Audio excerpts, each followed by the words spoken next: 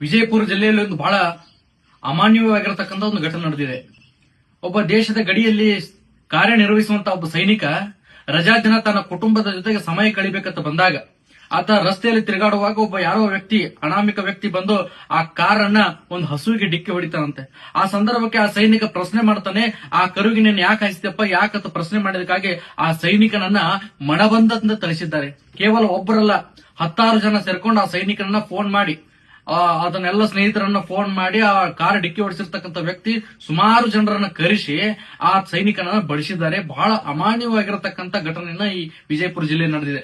ದಯಮಾಡಿ ಸಂಬಂಧಪಟ್ಟಿರ್ತಕ್ಕಂಥವ್ರು, ಈ ಜಿಲ್ಲಾ ವರಿಷ್ಠ ಅಧಿಕಾರಿಗಳಾಗಿರ್ಬೋದು, SP ಅವರಾಗಿರ್ಬೋದು, DC ಅವರಾಗಿರ್ಬೋದು, ಇದನ್ನು ಬಹಳ ಗಂಭೀರವಾಗಿ ತೆಗೆದುಕೊಂಡು ಅದೇನು ಕೃತ್ಯ ಮಾಡಿರ್ತಕ್ಕಂಥ ಅಪರಾಧಿಗಳಿದಾರಲ್ಲ ಅವರಿಗೆ ಕೂಡಲೇ ಶಿಕ್ಷೆ ಆಗಬೇಕು. ಯಾಕಂದ್ರೆ ಇಡೀ ದೇಶದೊಳಗೆ ಗಡಿ ಕಾಯುವಂತ ಸೈನಿಕರನ್ನ, ಅನ್ನ ಹಾಕುವಂತ ರೈತರನ್ನ ದೇವರ ಸಮಾನವಾಗಿ ಕಾಣುವಂತ ಈ ಭಾರತ ದೇಶದಲ್ಲಿ ಯಾವುದೇ ಕಾರಣಕ್ಕೂ ಆ ಸೈನಿಕ ಆಗಿರತಕ್ಕಂತ ಅನ್ಯಾಯ ನಾವ್ಯಾರು ಕೂಡ ಸಹಿಸುವಂತದಲ್ಲ. ಅವನಿಗೆ ಅನ್ಯಾಯ ಮಾಡಿರ್ತಕ್ಕಂಥವ್ರು ದಯಮಾಡಿ ಆ ಸೈನಿಕನಿಗೆ ನ್ಯಾಯ ಕೊಡಿಸುವಂತ ಕಾರ್ಯ ಎಲ್ಲಾ ಜನತೆ ಕೂಡ ಮಾಡಬೇಕು.